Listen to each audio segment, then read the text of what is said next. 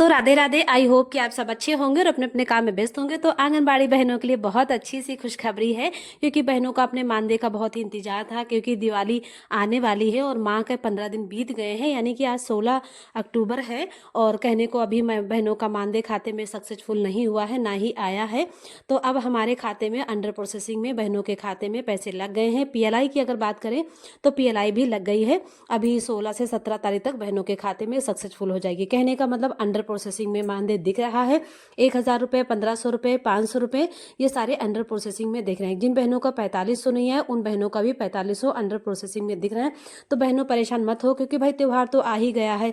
हमारी यूपी की सरकार वैसे भी मानदेय में भेजने में बहुत ही लेट रखती है, बहुत ही काम में देरी रखती है, क्योंकि भाई कम से कम अक्टूबर में इतने सारे त्यौहार थे, तो सरकार को मानदेय पहले ही शुरुआत के हफ्ते में भेज देना चाहिए था। लेकिन दूसरा हफ्ता शुरू हो गया है, अभी बहनों के खाते में मानदेय नहीं लगा है, ना ही सक्सेसफुल हुआ है। तो बहनों के लिए यहाँ हम खुशखबरी बता दें कि आप परेशान मत होइए, ये 17 तारीख तक आपके खाते में सक्सेसफुल हो जाएगा मानदेय।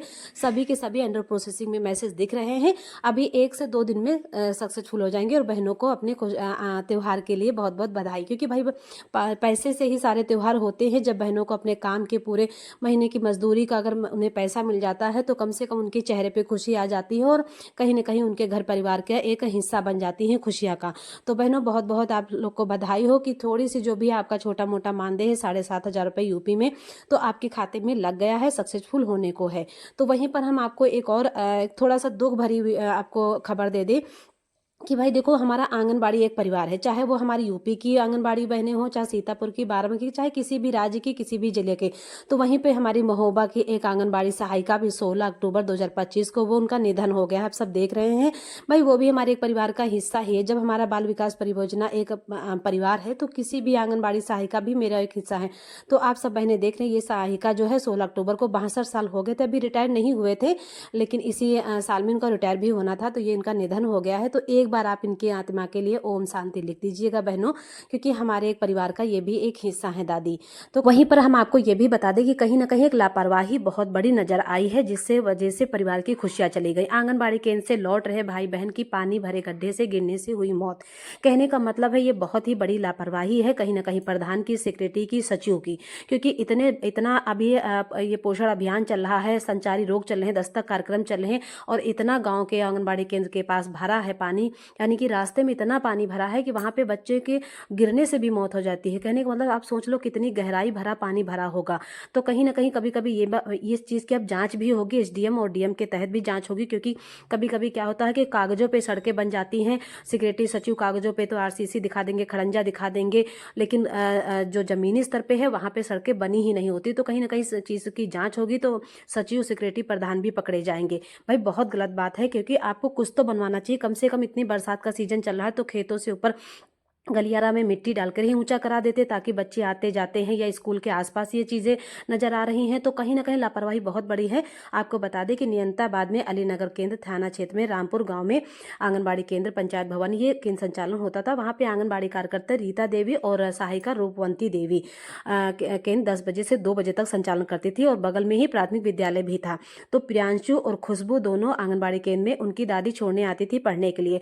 तो प्रियांशु रोने लगा क्योंकि वो छोटा था, तो वो अपनी सहायिका ने अंकिता, बड़ी बहन के पास, अंकिता के पास छोड़ आई कि जब जाना तो घर लेते जाना, ये छोटे भाई बहन आपके रो रहे हैं। और प्राथमिक विद्यालय की जो अध्यापिका थी, उन्होंने अंकिता को छुट्टी नहीं दी घर जाने के लिए।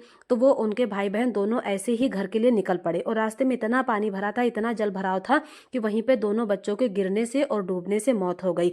तो कहने का मतलब है इस चीज़ के लिए बहुत ही राहत कोष तो उन्होंने, एसडीएम ने वहाँ घोषित कर दिया है कि देने का मतलब कह दिया है। लेकिन फिर भी खुशियां वापस आने वाली नहीं है। पैसों से कभी खुशियां खरीदी नहीं जाती हैं। जिन घर के ये भाई बहन दोनों खत्म हो गए या निधन हो गए, तो कहीं ना कहीं बहुत ही लापरवाही है, और इस चीज़ के लिए जांच होनी चाहिए भाई। सचिव, प्रधान की तो गांव में जो पंचायत भवन में या जो पब्लिक मजरे की होती है, वो प्रधान सचिव से डरती रहती है, कुछ कह नहीं पाती है। लेकिन प्रधान सचिव इतना खाते हैं कि कागजों पर चीज़ें को बना देंगे, और जमीनी स्तर पर बनती ही नहीं चीज़। तो जाँच तो बिल्कुल जाँच होनी ही चाहिए। साथ में आपको ये भी बता दें कि सभी आंगनबाड़ी बहनों और सहायिकाओं से हाथ जोड़कर विनती है कि अगर अगर आपके आंगनबाड़ी केंद्र पे बच्चे पढ़ने आए तो आप उनका सही से देख लीजिए कि बच्चे अपने घर तक पहुँचे हैं कि नहीं पहुँचे, क्योंकि बहुत छोटे बच्चे होते हैं। 3 से 6 साल के बच्चों को अभी इतनी समझ नहीं होती है कि कहाँ पे पानी भरा। कभी कभी वो खेल खेल में तालाबों में गिट्टी फेंकने लगते हैं, नहर के पास खड़े हो जाते हैं। तो ये चीज़ों का आप ध्यान रखो। बच्चे बहुत ही छोटे होते हैं, 3 से 6 साल के, उन्हें घर तक सहायिका है तो सहायिका के माध्यम से भिजवा दीजिए, या फिर आप स्वयं देख लीजिए कि बच्चे कहाँ हैं और कहाँ तक पहुँचे कि नहीं पहुँचे।